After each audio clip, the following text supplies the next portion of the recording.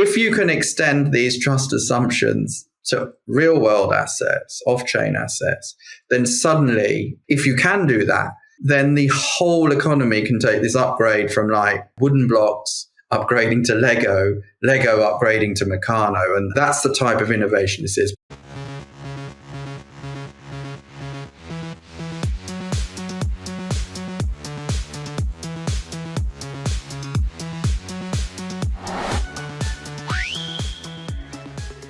Okay, so today we've got a slightly unusual format for the Metaverse podcast in that we've got two people on. We normally kind of only have one, so it's easier for me to kind of have a more natural conversation. But I think the kind of subject matter that we're going to be talking about today really warrants having both of these people on, because really it's the output of a collaboration between the co-founder of Boson Protocol, who hopefully many of you already know, Justin Banon, part of the Outlier portfolio, and then Jason Potts, who's a professor of economics, and a collaboration they've had on some thought leadership, which is really framing the potential for what we might call crypto. So, at Outlier, and I use the term Web3 a lot to really think about how blockchain technology and tokenization can really allow for a redesign of the web and potentially for us to take us back to its original promise of this kind of peer-to-peer unmediated technology. But actually what's being proposed by both Justin and Jason is something much bigger than that, much bigger than just a kind of an iterative improvement on the web, but actually a complete change of economic order. So if that hasn't whetted your appetite, I don't know what's going to. So welcome back onto the show, Justin, and welcome onto the show for the first time, Jason. Thanks, Jamie. Good to be here. Thanks, Jamie. Great to be back. So maybe before we kind of introduce Jason, Justin, welcome back on the show. A lot's been happening in the Boson Protocol ecosystem, both in terms of technological release, upgrades and updates to the network, but then of course, kind of commercial traction that you're seeing. Maybe we could just get a quick summary of what's going on over there and what people should be excited about for 2024. Absolutely. So in the last year, we completed the full build of Boson Protocol V2, which is this kind of core trust minimized exchange engine that enables the exchange of physical or real world assets without the need for an intermediary, plus a stack enabling anyone to tokenize real world assets or products as NFTs. And that very much focused on a commercial use case. So we are also this month launching with strategic partnership with WooCommerce, who's the largest e-commerce platform. So enabling at scale people to tokenize physical products and as NFTs and sell them within Web3.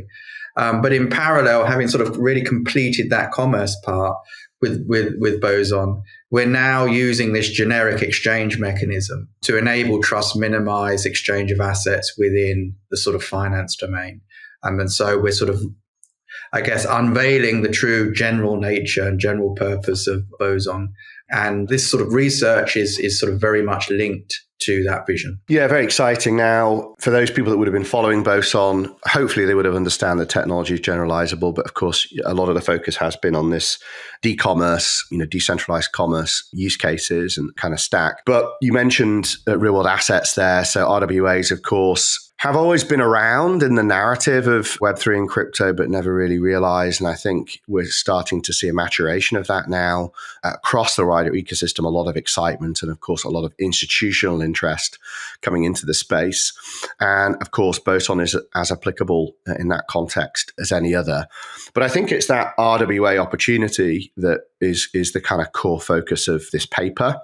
Because, of course, if Web3 technologies can't connect up with the real world assets, then it's only going to have a very limited impact. But before we get into all of that, many people may already be aware, Justin, that you kind of have an academic background, a physicist by training, by qualification, but also straying into economics and then, of course, later in your career, crypto. Maybe you want to kind of just give a quick summary of that, because I think that's ultimately how Jason enters the picture, and there's a lot of parallels between your academic backgrounds there. Yeah, absolutely. I mean, I started out doing a physics degree, having from a child being like very much a kind of like physics geek, if you like.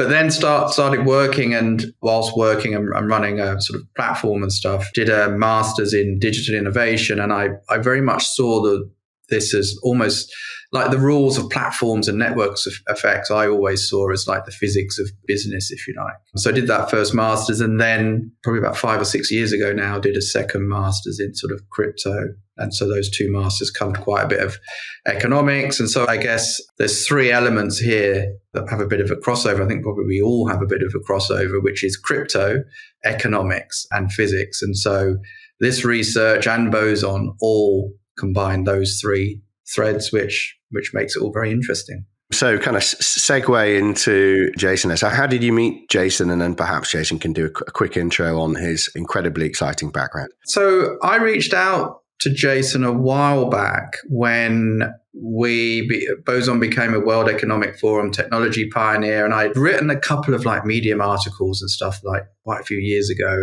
and also I'd read all of Jason's work, I think, on crypto, just because, you know, the way he viewed crypto, his analysis of it and what it meant was that answered a lot of the questions that I was asking. And so I reached out to Jason, and we co-wrote a paper which was published by the World Economic Forum, which was talking about, you know, what happens when you industrialize trust, and begins with this sort of computable economy thesis. And so since then, I think we've both been thinking a lot, and we've been in sort of contact and been working on this second paper.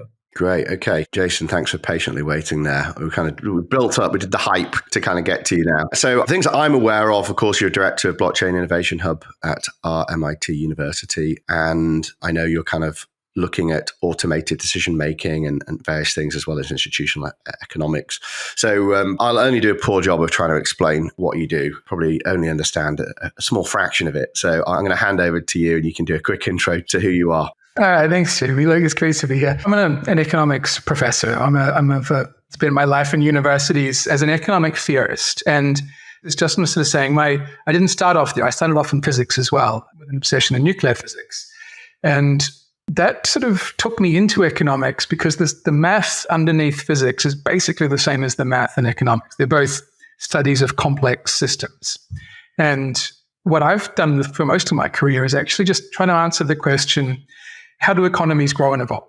And the center of my answer has always been that evolutionary theory and complexity theory and a lot of these techniques from physics and natural science of studying open, dynamic, complex systems can help us understand economic systems, and particularly, you know, the dynamics of them. So that's what I've sort of done. I've come from a complex systems background. And along the way, obsessed with innovation, obsessed with new technologies, because that's the main driver of where economic dynamics come from.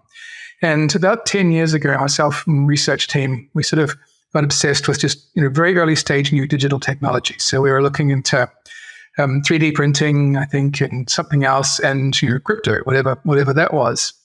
And that was the rabbit hole that we just went down and just got obsessed by, you know, this weird new technology that seemed to be behaving differently to all the other innovation technologies we'd studied before. Because what it was doing was it was behaving. It wasn't an industrial technology. It wasn't sort of, you know, making stuff that you put into shops and you buy them. It wasn't being made by big firms. It was this weird thing that was a technology for creating money. That's not what technology does. Or making contracts. And, you know, again, what's that? That's not how we're used to thinking about that.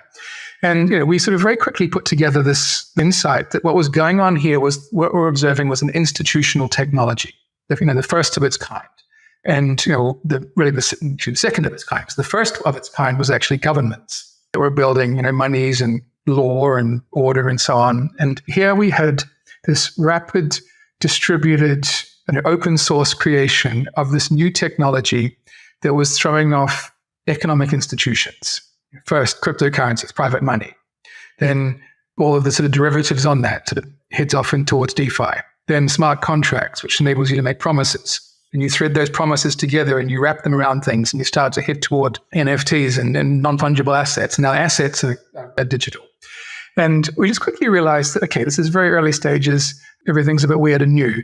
But the thesis that we had was what we were observing was this transition from 200 years of an industrial economy where all the innovation is taking place in farms and, you know, patentable and, you know, in fact, exploited in factories, to this new way of understanding a digital economy where all the innovation wasn't taking place in the production and consumption of consumer goods. It was taking place under the hood, the institutional layer.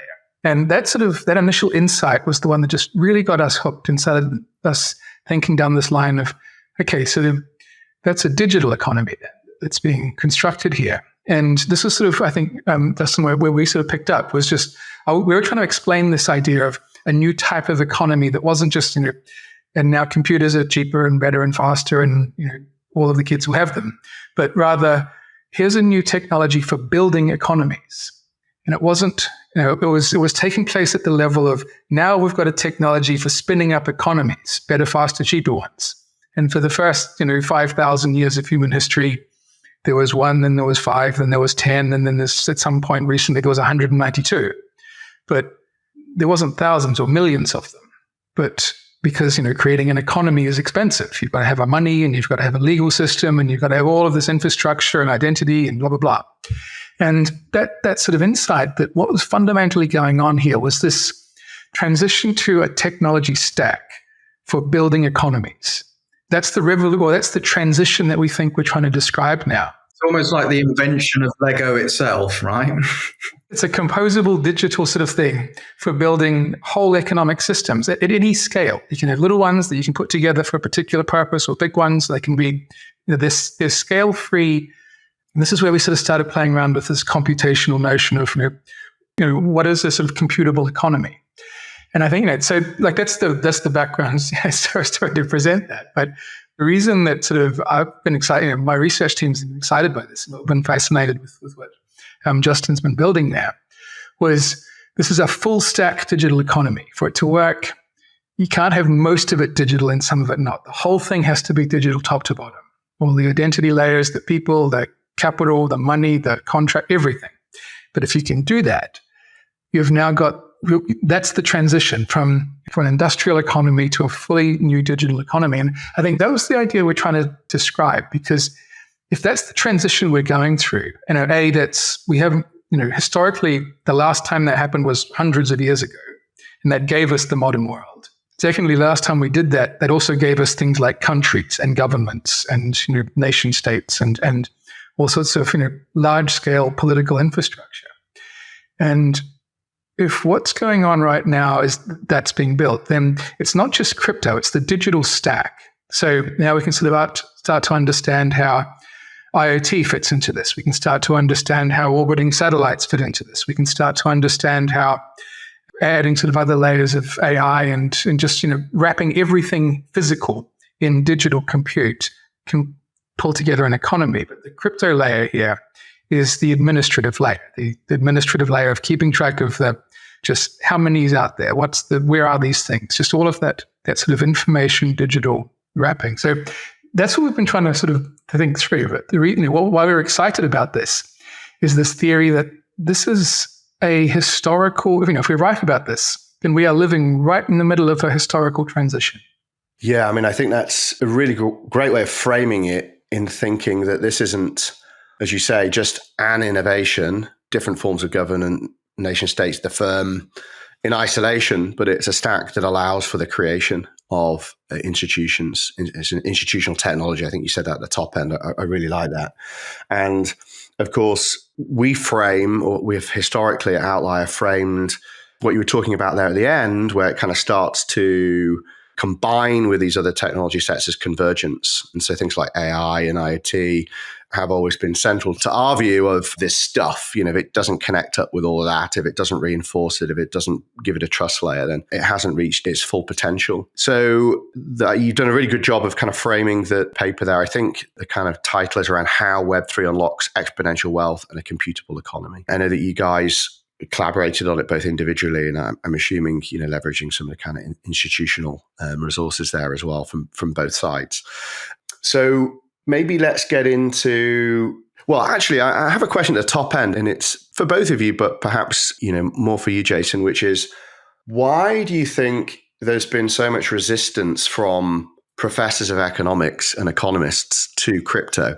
Do you think it's just that they haven't been able to understand it in the same context as you, or it's because really a little bit of attention's been paid to it, and then that's usually just these speculative waves, and that's led to it just being dismissed? Or is that changing? Has there been a sea change now where all of a sudden the world's economics have woken up to kind of your realization? Yeah, it's a great question. This is what I spend my days doing, trying to persuade my colleagues of this. But I think I've been surprised that other economists haven't seen this clearly and obviously. Like, some have gotten there. But I think the first thing that happened was that they looked at it and saw money. We know about money. We've got a theory of money. And they ran through their theory of money. So, this isn't very good money. It's got some problems there, scarcity and whatever. And that's not what it is. It's one of its use cases is money. But what you're looking at here is a technology for building economies. And it's not just economists. It's also political scientists and lawyers and sociologists have also fundamentally just grabbed that they haven't sort of seen this as a general purpose institutional technology that basically, if you think of what is an economy is a group of people cooperating and coordinating all their joint activities using some sort of technology, right? Whether it's law or just culture or whatever. And the idea that, code and algorithms and math could actually perform that function, it's a difficult leap to make because you've got to make that leap a little bit. You've got to completely just jump in there and go, all right, I can see how this could be a coordinating technology for, to build to build social cooperation at scale. But once you see that, it becomes obvious. It's like, okay, then now we're dealing with I wonder how big we can make this and so on. And what's been striking is that we've had this thesis for years, and we present it in the crypto universe, and we present it to VCs and so on, and we present it to engineers. They get it immediately. We present it to economists and journalists and politicians, and they really struggle with it. And I think it's, I've long tried to understand why that is, and I think it's just one of these sort of gestalt things. You have to see it in its entirety to understand. It's quite simple and obvious once you see it. But that's what I think is going on. I guess it's a willingness or a mindset to be open to something as disruptive or as innovative as this, right? Because I think your framing really kind of shows its potential. So, Justin, maybe let's go back to the title. I mean, I've read the paper. It's perfect length for somebody like me. It's not too long that my attention doesn't creak. At the same time, you fit a lot in there.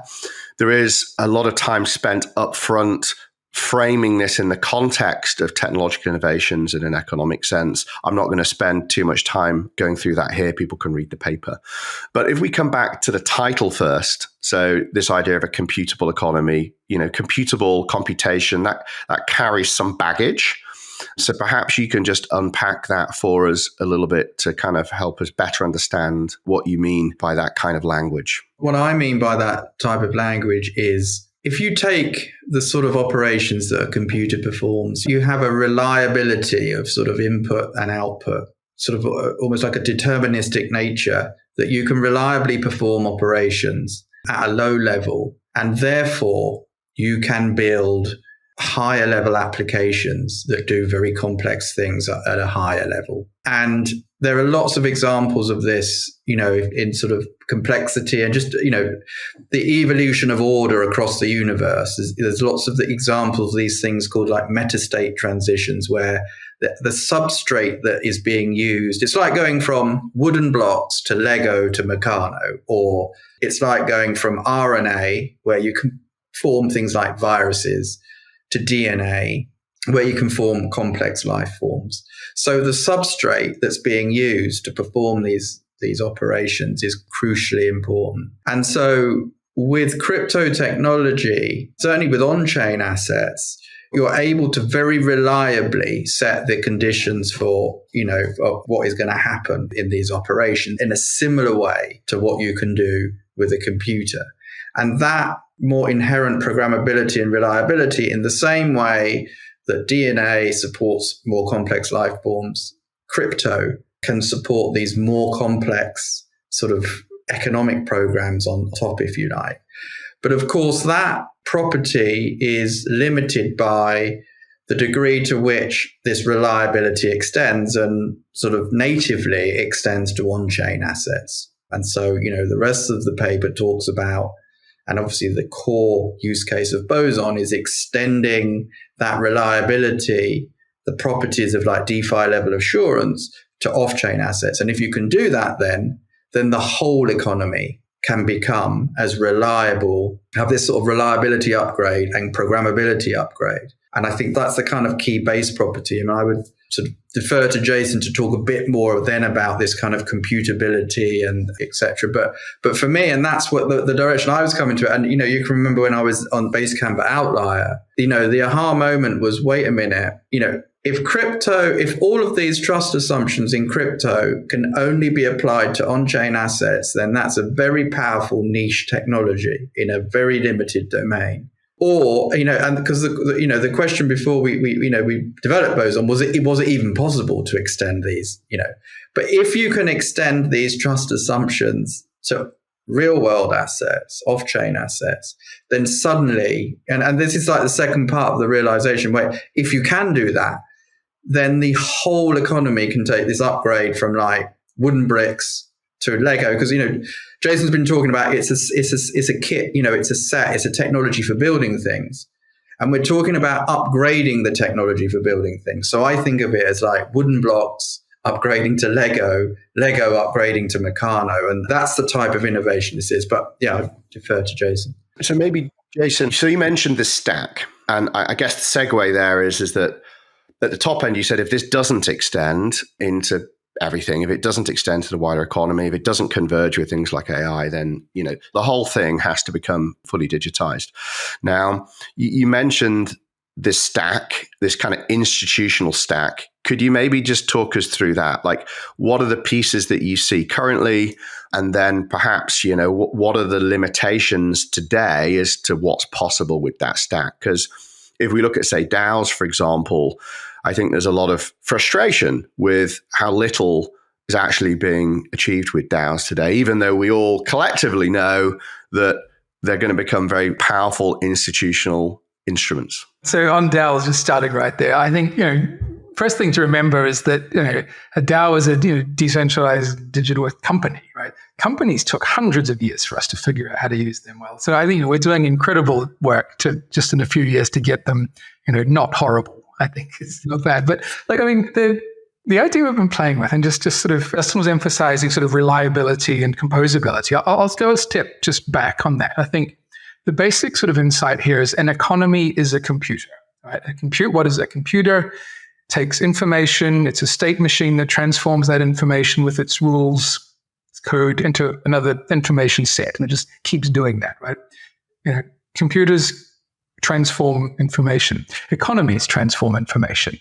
And the rules in an economy, I think of an economy as a computer, but humans make decisions. We take information in and then we process it and to make outputs. Firms, factories, and so on do that. But the main compute part in an economy is its markets. And a market is a phenomenal compute, the thing that takes property rights, looks at the exchange of ratios for those, and computes prices. And those prices then become information inputs for everyone to adjust their behavior. So it's a massive parallel computer where most of the compute is taking place in prices. And that's what makes it scalable and global and why money is so important in this.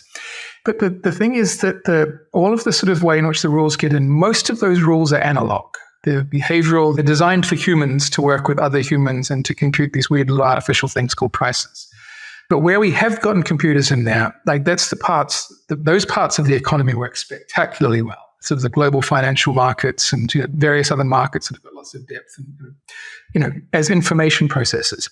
But then there's large parts of the economy, and particularly lots of physical capital and other resources that are very, very analog. To get those things into the compute part of it, to feed them through, you've got to wrap them in standards, and then you've got to have all sorts of agents acting on their behalf, and then you've got to do all of these sort of processes that get them able to be, so that other things can talk to them and interact with them. And that institutional technology more or less hasn't changed for hundreds of years. We still mostly do that stuff the way we did it last century and the century before that even. There's a bit more of it, and some parts we've upgraded, but mostly it hasn't.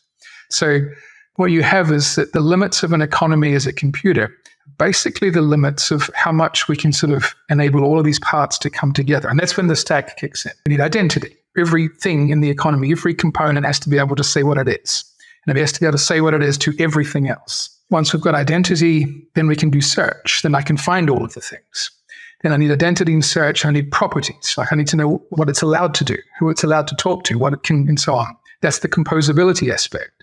And we keep on sort of laying that stack up. And what we have is basically an operating system for an economy such that all of the resources and all of the things and all of the permissions and all of the contracts and all of the promises and all of the value that's in there, as fine as we can possibly write that, can then interact with all of the other parts of it. And that's a perfectly computable economy. And we kind of theoretically know what sort of properties that would have. One, it would be amazingly efficient. One, it would be amazingly sort of fast. It would probably be orders of magnitude bigger, with no technological change in that.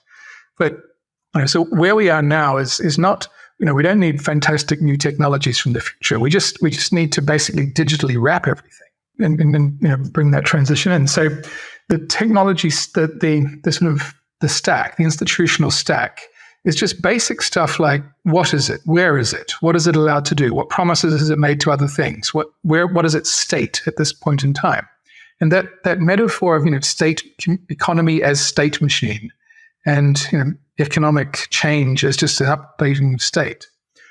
We've seen that now in layer one blockchains, right? This metaphor of them as state machines, and not metaphor, they are state machines, but there's lots of parts of the economy that aren't yet, and this is what we need. We need sensors on things to be able to, act as oracles. We need cryptography to be able to verify, or encryption to verify that something hasn't changed all with that. We need sort of processing just everywhere. So that more and more things basically become agentic and sort of function as agents. At the moment, it's only really the humans that can do that. And again, only some of the humans are good at that or have access to that. So there's a huge amount, as a computer, the global economies, it's amazing. It kind of, it's mostly an analog computer. It mostly sucks. But what's amazing is that it kind of cranks out anything at all. There's a huge way to run on just getting that thing up and running so that it's, so that everything is connected. That's our lifetimes, right? That's where we are now, right at the beginning of that process. The last time we did it, it took about 200-300 years. I think we'll get there a lot faster this time. But this is basically a story of institutional skinning, of wrapping and connecting of just all of the things. And that's the opportunity for the next, decades, whatever it is to do this. But the other crazy thing is that this is taking place at global scale. It's starting in various countries or various cities and growing out from there. But this isn't an American thing or a British thing or an Australian thing or whatever. It's born global. And it's incredible to see that it's also born global and born competitive. There's an open race to just do this as well as possible. Yeah, of course, that's its permissionlessness, which makes it so exciting. And I do want to actually come back to this question around its global nature, its permissionless nature, and how the status quo of other institutional entities might have to negotiate or interact with it. But before we do that, let's kind of stay on the stack side. And it's really interesting you mentioned, this needs to go to agents. Of course, AEAs, autonomous economic agents, have always been very exciting for us. Fetch.ai, big part of our portfolio, and kind of the promise there where we can outsource greater levels of economic activity and complexity to that automation. So we've got this institutional stack. As you say, it's still relatively early, but it's maturing or hardening in kind of technical terms at greater rates. But Justin, there are kind of limitations, right? Currently, so if we're talking about extending this trust to more parts of the economy in a smaller sense across supply chains, from on-chain to off-chain and real-world assets, what are the kind of missing pieces? And I know for you specifically, the kind of role you think Boson can play there in extending that trust. Sure. Well, I think most people in crypto understand the importance of data oracles like Chainlink, of, feeding smart contracts, verifiable information. And that's a massive part of it. But the second part really is being able to act in a verifiable way as well. And so we view Boson as this sort of generalized, what we call an actuator oracle, that it's able to reliably perform off-chain actions. So if you think about a data oracles like the eyes of a blockchain, then technologies like actuator oracles would be like the hands. But certainly what we see at the moment is a very encouraging move towards tokenizing real world assets, etc.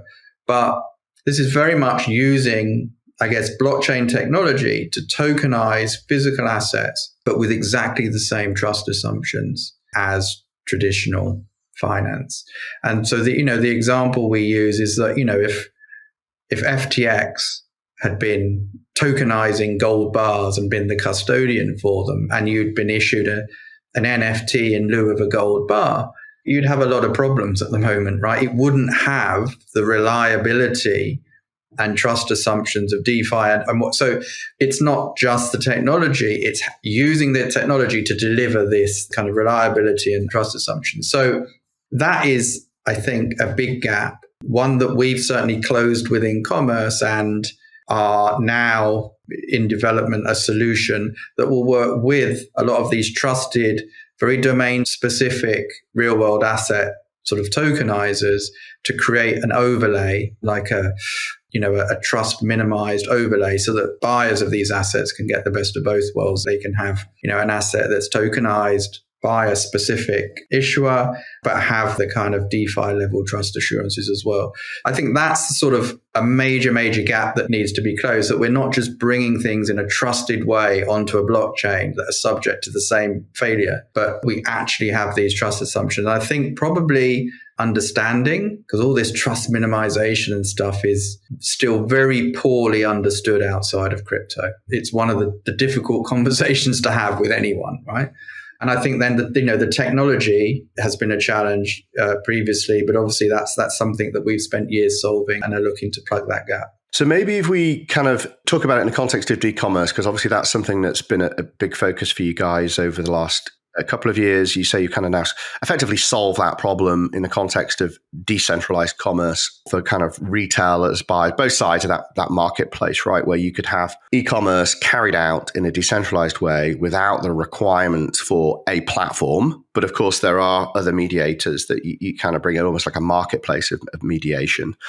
Could you maybe just talk through that? So this Christmas, for example, I bought things like probably most people online. I used platforms to do that. Most of it went pretty well. So I used one platform. I won't name them because they might still help me solve the problem.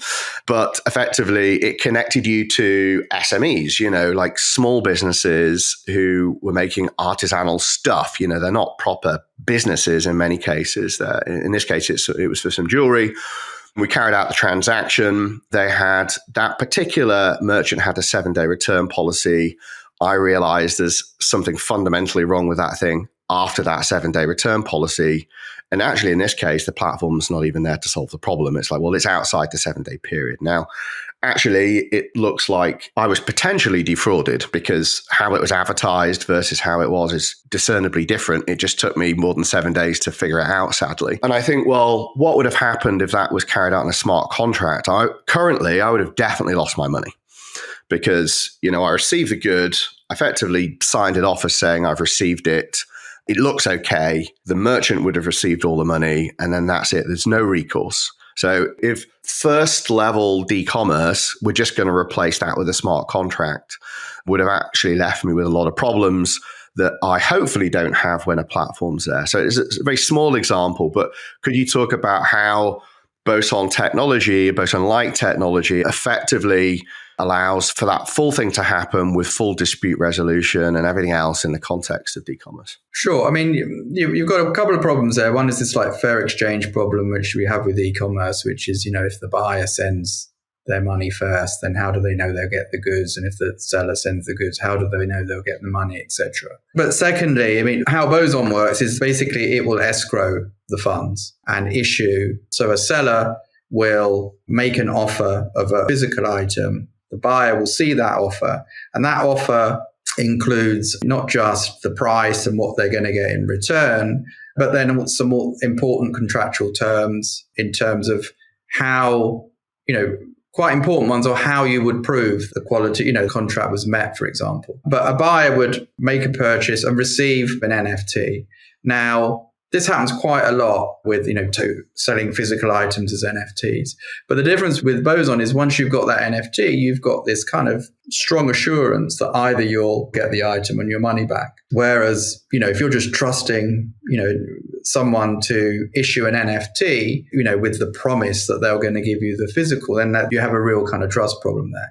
But once a buyer has this NFT, they can choose to trade that or whatever. But eventually someone decides that they're going to redeem for the physical item. What happens then is the seller has then an obligation to fulfill the contract. If everything goes fine, then after a certain period, the seller will get paid. However, if within a certain period, which is called the dispute period, the buyer complains, then what happens is the protocol will start what's called this mutual resolution period, where buyer and seller can just talk. And if they both agree to an outcome, which might be, okay, we're going to give you a 30% refund, then the protocol will execute that agreement. If they fail to resolve that mutually, then it will get escalated to an independent dispute resolver. It can be anything from fully decentralized, like a Kleros, which is expensive, but very, very trust minimized, to an independent dispute resolver that's, quite neutral, who will review the contract and the evidence sort of, requirements and make a determination of how that money's split. So in that way, you have this sort of independence, but also you've got this dial, which is like a trust grayscale, if you like, because decentralizing trust and minimizing trust can be quite expensive. And obviously for certain, depending on the price of the item, you need to be able to kind of turn that dial to get this trade-off between, kind of affordability and levels of decentralization. In your case, there's a period during which a dispute can be raised.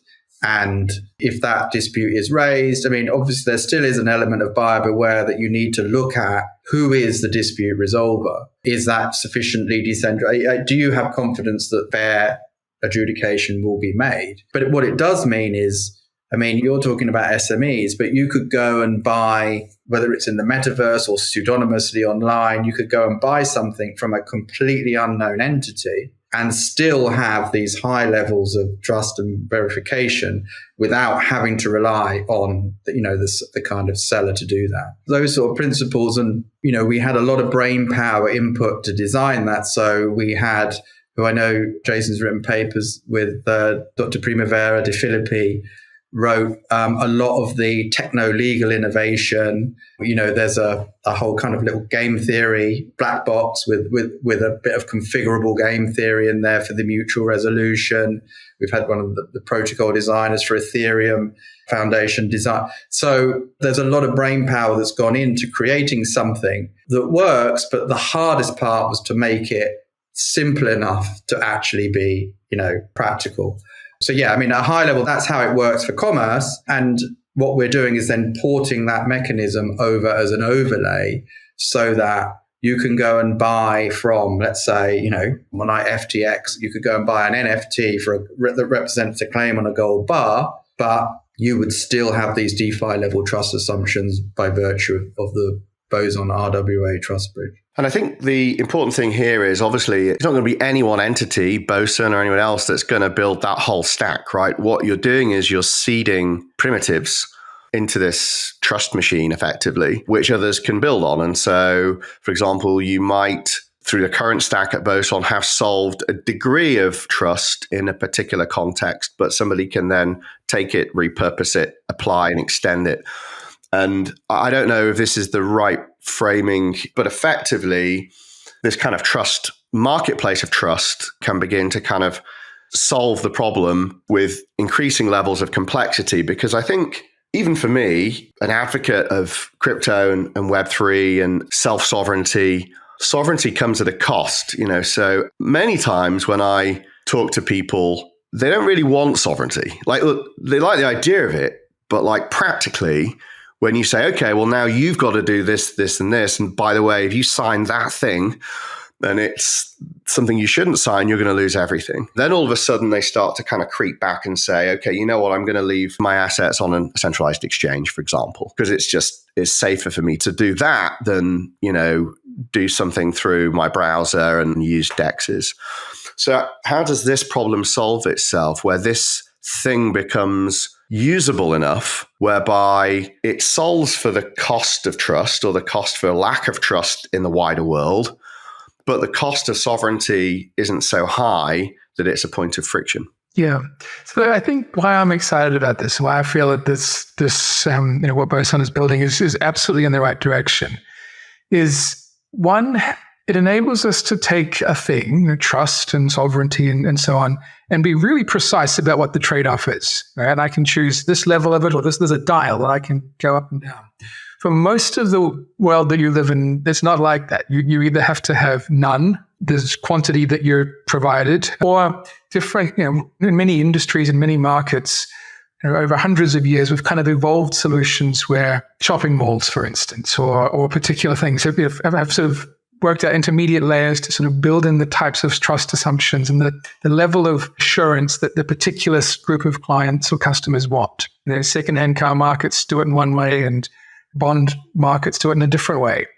And that sort of enormous institutional complexity of stacking companies on top of companies on top of companies is how we kind of modulate that, I want this amount of trust and assurance for this particular product. We kind of get there, but it's crazy expensive, slow. Innovation is more or less frozen. What we lack is this sort of fast modular ability for each person to figure out how much trust and assurance and counterparty verification they need for every particular thing. And that's just a thing that hasn't been physically possible to actually find that trade-off for every particular transaction.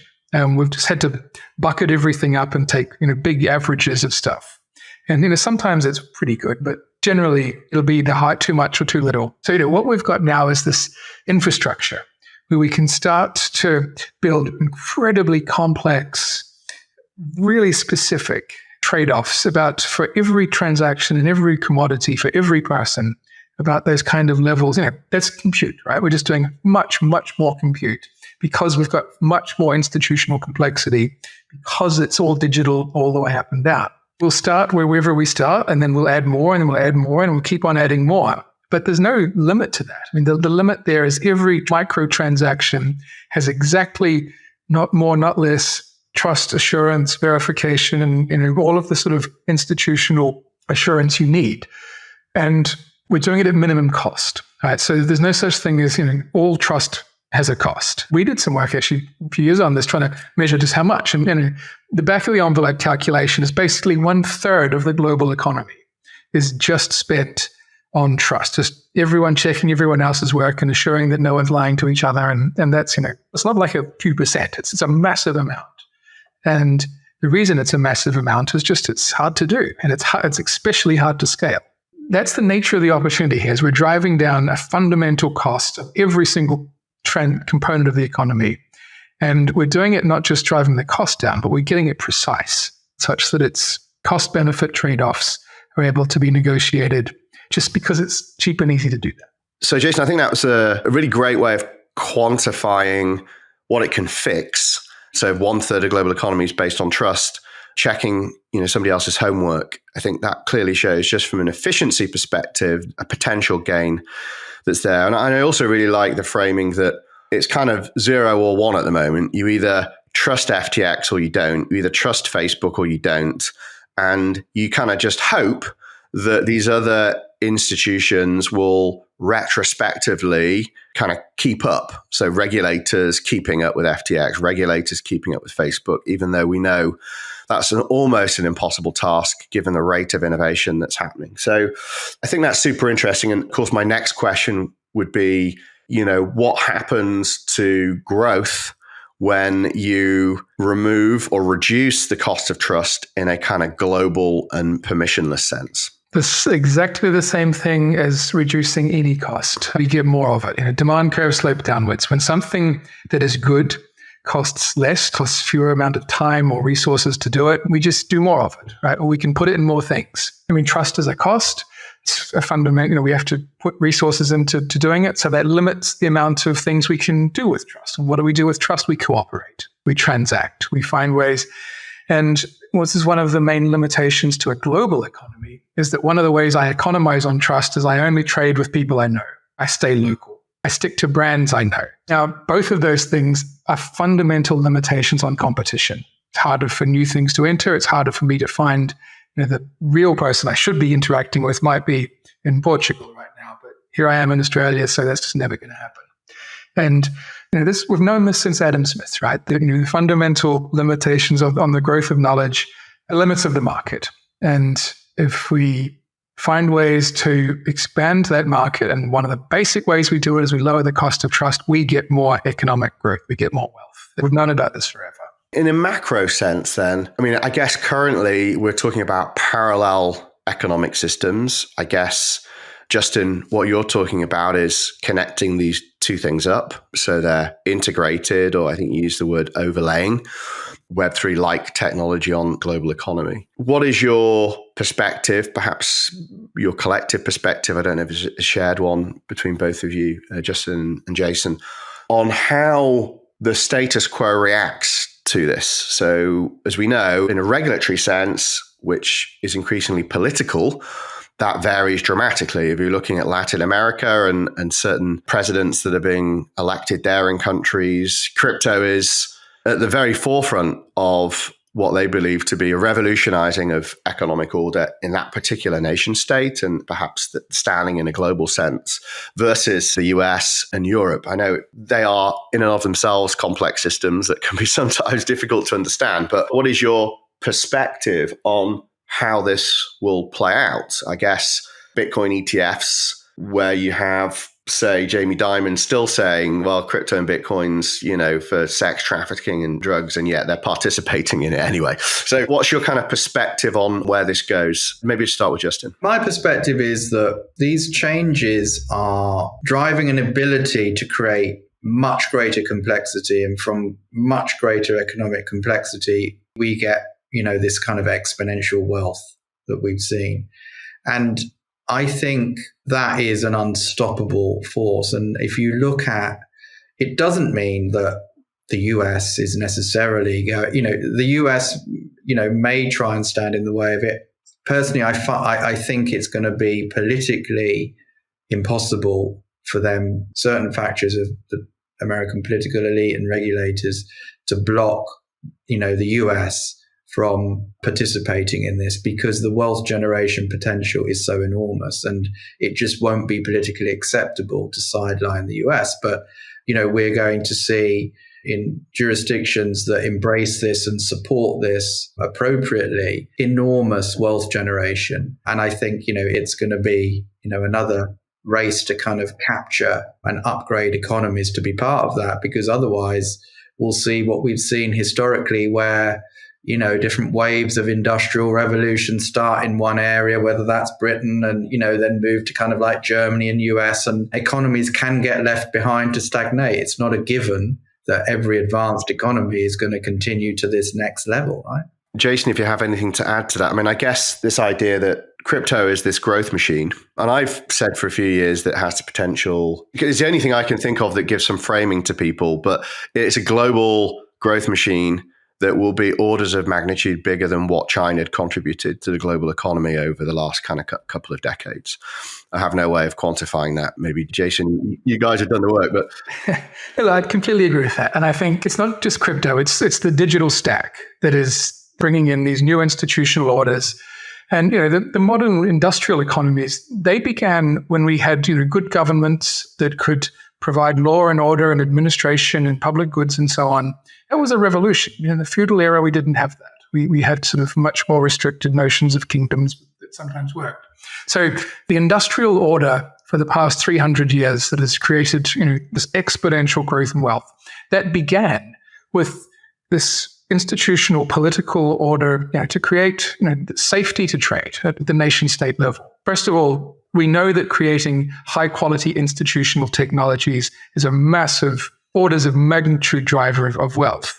Now we're seeing it play out, again, better, global, composable, reliable, modular. But it's again not just crypto. It's the full tech stack of being able to bring in AI and oracles and cloud and just all of the storage and compute and so on together. But I think the other part of the story here is all innovation is disruptive. Innovation is socially disruptive. And it usually affects some groups win, other groups lose. And there's a sort of political process of managing that, of taxing the winners and compensating the losers. And so long as everything happens slowly enough, it doesn't cause revolution. And industrial economy was massive technological changes, but that took place over centuries with an incredible acceleration of technological change. And it's occurring at the institutional level. So this will be disruptive. There's no doubt about that. And I think, my prediction here is that the industrial politics of left and right, of allocation and reallocation to different groups, capital owners or labor owners, that industrial political shift, or political sort of organization, I think that gives way. We're starting to see, accelerationists versus decelerationist, right? This, do we go faster or do we try and stop? And there's not left or right. There's left and right and both accelerationists, and there's left and right decelerationist. But that political shift to what do we, because one of those two options is going to happen, right? And I think that's the new sort of coalitions that are starting to form. And you can see it in existing political parties that they're split on this. There's every major political party has a crypto wing and a not crypto wing, and it's not that this group does and that group doesn't. It's weird and complex. And I think that's reflecting this shift. So, so what that means, I think what we need is new political parties around this.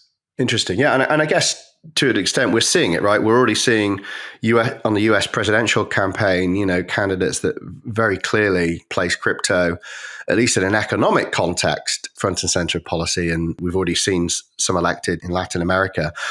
And I guess it comes back to your earlier point, Justin, which is, everyone's looking for growth right now, right? We're in a low growth, stagflation type global economy.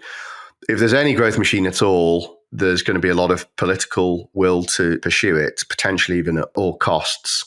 But I guess, given the permissionlessness of what we're talking about, and as you said, we no longer need these localized trust machines, a brand or a particular policy in a particular country. We're really talking about a true globalization of economic trade. Now, at the same time, there seems to be this political backdrop of isolationism and trade barriers. And I would imagine in a political sense, if you're using the same mental constructs of globalism, is it good or bad, or free market fundamentalism, you could argue here where you're talking about just basically creating a digital free market, and there's a lot of baggage that comes with that, right? Already. Again, maybe another question for you, Jason. Do you think those arguments just dissolve away? Because actually, yes, we're talking about globalism, but we're talking about globalism that enhances and protects the individual and their rights and their sovereign rights, or how do you see that? I think it does, in the sense of this is different this time, because that sort of, global free marketism versus a sort of global, nation state, world politics, that's a creature of left-right. That's a creature of a sort of industrial politics. Whereas what's new and different here is just protocols. You select in or out of them, and you don't have to have just one. We can have 2 or 10 or 100 or 1,000. They can stack up, and they can interweave, and they can be partially modular, and they can be privately built, they can be publicly built. That idea that we're not sort of fighting over finite territory where we all have to make a decision one way or the other. This is the sort of beautiful thing about the internet is that it's a network of networks that are just stacked on top of each other, and you can join this bit but not that bit. If that's what we mean by voluntary sovereignty, where you find your people and you join your tribe and you use that particular infrastructure for this, the only way that can go wrong is if that prohibits you from using something else, or if that locks you out of something else, that sort of monopoly aspect of it. But my optimistic sense of this is that that's not where we're heading. That, we could go there, there are pathways that could take us there if we all have to make the same decisions about cybersecurity or, whatever, privacy. So long as we have openness to be able to join particular protocols and that those protocols are interoperable, we can create all sorts of things. That's the beginning of this sort of rebuilding of global complexity in a way where respecting individual sovereignty. Now, okay, will that happen? Who knows? Possible. And it feels like, that's the open source dream. That's what all the sort of cyberpunks and so on, that's what we have been trying to do for the last sort of many decades of developing these technologies. I'm still optimistic that we can get there. Yeah, I mean, and honestly, I could talk about this with both of you all day, and it never ends, right? Because it just opens up so many new questions. And we're at the beginning part of 23, we released a paper called The Open Metaverse Under Attack, which talks about how degrees of centralization that's creeping into Web3 at all levels of the stack can lead to censorship. We're already seeing that with stablecoins, for example. So there's still a big fight to be had. As you say, there's a number of different pathways it could take. Hopefully, the worst case is that we have these parallel pathways happening, some of which, might not be as favorable as others. But there's always an option. There's always a kind of a get out because of the openness of this technology stack, its configurability. And someone somewhere will create an alternative that perhaps meets the requirement of people like us, primarily because it would be good business for them to solve that problem, right? To create that configuration. So from a market's perspective, you'd imagine that would be solved for. But maybe we kind of bring it down a bit. I'm also very grateful, Jason, you've allowed us to start the year with some hope and utopianism. Justin, let's kind of come back down now to how Boson is going to be applying this over the course of the next year from a technological perspective and how you intend to kind of roll it out. So, our big vision for Boson is to be a sort of like a universal trust layer for a new sort of Web3 computable economy. We've built that out on a full stack application in commerce. And over the next year, we will be rolling out a number of solutions, starting with what we call a real world asset trust bridge that's going to enable people to buy tokenized real world assets, but via Boson, so overlaying other protocols, providing that sort of DeFi level assurance for real world asset purchases. But, the core technology underneath Boson is like super generic. And I think as this Web3 economy grows and expands, we will, continue to extend and develop that to become this sort of generic trust layer. Maybe to kind of close off, I'd recommend people go and read the paper. There's a lot we didn't talk about, as I said, that kind of builds up the context and expands upon many of the points that we mentioned. Justin, where can people find it? Perhaps if we provide a link, we can stick that in the notes. In the footnotes as well, but I'm guessing it's somewhere on the Boson website as well, right? They should be able to find it there. Yeah, great. And we'll also put in the show notes how you can find both Jason and Justin. And perhaps kind of closing though, I'd just say that to your point, as a new politics emerges, I think the kind of accelerationist one perhaps is more generalized now. It perhaps doesn't necessarily always have kind of things that we're talking about as its central driver. I'd imagine that's going to gradually change. I really hope that the politicians that are being elected now in that context seek out people like yourself to make sure that their economic policies have some of this at the core, because it's incredibly depressing when you see in pretty much every country, right? They lay out, a new party comes in, they lay out all their policy, and it just doesn't reflect the direction of travel that we all know is going to happen. It doesn't prioritize this new form of economic growth that is possible. It very much kind of just uses very dated assumptions and frameworks. So hopefully some of them are listening to the podcast now and kind of find some of your collective work. But Jason, I know a big body of your work has been around this. So that is my hope, the energy I'm going to put out into the universe for people that are watching this. But a big thank you for coming on the show. I could have done this for another hour, to be honest with you, but sadly I need to be respectful of your time. Thanks for coming on. Cool. Thanks, Jamie. Absolute pleasure. Thanks, Jamie. Thanks, Jason.